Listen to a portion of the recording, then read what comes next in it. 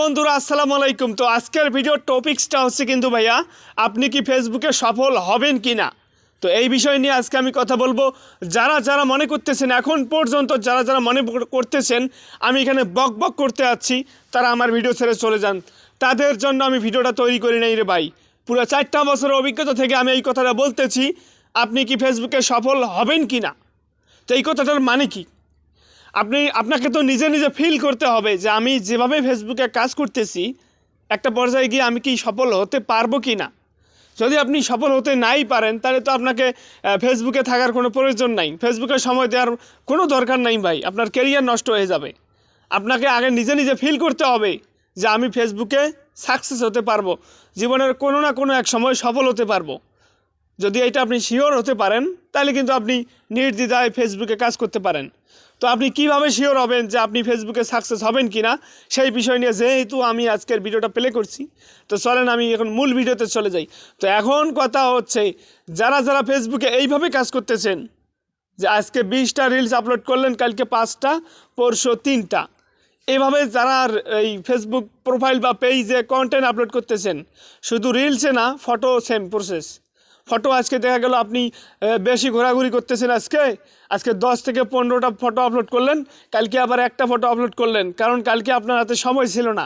তো এভাবে যদি আপনি কাজ করেন, অর্গানিক সময় কিছুটা হলেও আপনার ওই যে ভিউজ, রিচ এবং এঙ্গেজমেন্টের যে তীর আইকনটা, ওটা একটু গ্রিন চিহ্ন হবে, একটু হাই হবে, এটা দেখে আপনি খুশি হবেন। কিন্তু ওটা হয়ে কোনো লাভ নাই ভাই, আপনার ভিডিও ভাইরাল হবে না, আমি গ্যারান্টি দিচ্ছি। পুরো 4 বছরের অভিজ্ঞতা থেকে বলতেছি। তুমি যদি আমার চেহারা, আমার ফেস, আমার ভিডিও কোয়ালিটি, আমার কথার কোয়ালিটি, আমার ভয়েস কোয়ালিটি, আমার ব্যাকগ্রাউন্ড থেকে তুমি মনে করে থাকো যে এরকম বকবক অনেকেই করে, তাহলে ভিডিওটা তোমার জন্য এক মুহূর্তের জন্যেও না, তুমি ভিডিও ছেড়ে চলে যাও। আমি এখানে রিয়েল অথেন্টিক কথা বলতে আসছি ভাইয়া, আমি এখানে কোনো চাপা মারতে আসি নাই। তুমি আমার ভিডিও যে এখন পর্যন্ত দেখতেছো, এই যে 2 মিনিট হয়ে গেল, কেন দেখতেছো তুমি আমার ভিডিওটা? কারণ আমার কথাগুলো তোমার ভিতরে ওইভাবে লাগতেছে, আমার কথাগুলো শুনতে তোমার মন চাইতেছে। তুমি হয়তো চাচ্ছ যে ভিডিও ছেড়ে চলে যাচ্ছে, আমার ভিডিও থেকে চলে যেতে, কিন্তু তোমার মনটা টানতেছে আমার ভিডিও দেখার জন্য। কেন জানো? কারণ আমি সত্য কথাগুলোই বলতেছি। অনেক কন্টেন্ট ক্রিয়েটর আছে, তারা মনে করে ইরে সর্বনাশ, থটস অফ বিলাল ভাই 3 মাসে এই 48 লক্ষ টাকা ইনকাম করছে, ফানি ভিডিও বানায়, ওই যে আলামিন ও লক্ষ লক্ষ টাকা ইনকাম করছে, আমিও 2-1 দিন ফেসবুকে সেইভাবে ভিডিও আপলোড দেই, তাড়াতাড়ি আমার ভিডিওগুলো ভাইরাল হয়ে যাবে, আমি লক্ষ লক্ষ টাকা ইনকাম করব। তো এইরকম দৃশ্যর জন্যই কিন্তু ফেসবুকে কন্টেন্ট ক্রিয়েটর অনেক হয়ে গেছে।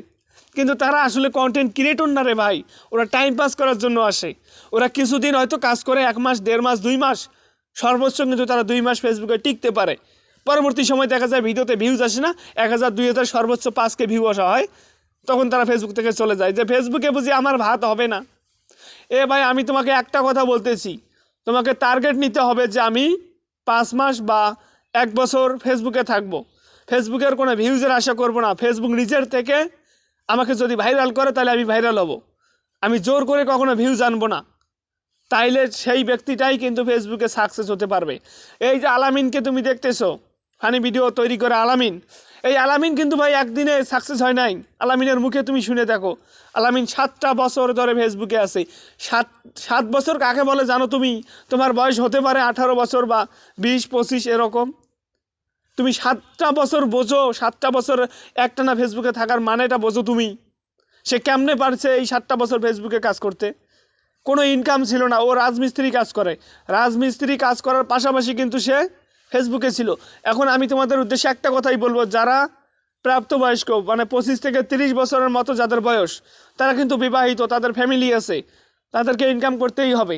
তাদেরকে একটা কথা বলবো ভাই, আপনি আপনার পারিবারিক এই ঝামেলা যদি না চান, আপনি ফেসবুককে পার্ট টাইম হিসেবে নেন। ফেসবুককে ফুল টাইম আপাতত নেওয়ার কোনো দরকার নাই, কারণ ফেসবুক অনেক লং টাইম সময় নেয় রে ভাই, অনেক লং টাইম সময় নেয়, অনেক লং টাইম সময় নিয়ে তোমাকে সাকসেস করবে ফেসবুক, এত দ্রুত করবে না। তো অতএব তুমি তোমার পরিবারকে ভালোভাবে চালানোর জন্য তুমি বাইরে কিছু করো, ফেসবুকে টাইম পাস করার মতো করো না, পার্ট টাইম হিসেবে ফেসবুককে নাও।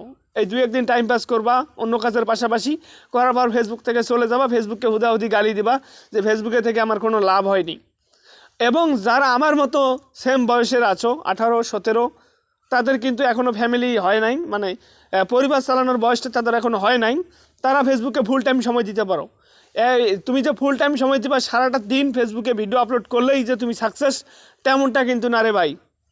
ফেসবুকে তুমি দিনে একটা ভিডিও আপলোড করো, সে একটা ভিডিও, আমি মানলাম তোমার ভিডিওতে কোনো কোয়ালিটি নাই, তোমার ভিডিও একদম খারাপ হয়েছে, কোনো ভিডিও কোয়ালিটি নেই, কোনো ভয়েস কোয়ালিটি নেই, কিছুই নেই তোমার ভিডিওর মধ্যে, কিন্তু তুমি একটা বছর এভাবে সময় দাও, মানে 365 দিনে 365টা ভিডিও আপলোড করেই দেখো, যদি তোমার কিছু একটা না হয় তারপর আমাকে সে বলো যে ভাইয়া তোমার কথা মতো আমি একটা বছর ফেসবুকে ছিলাম, আমার কোনো লাভ হয়নি।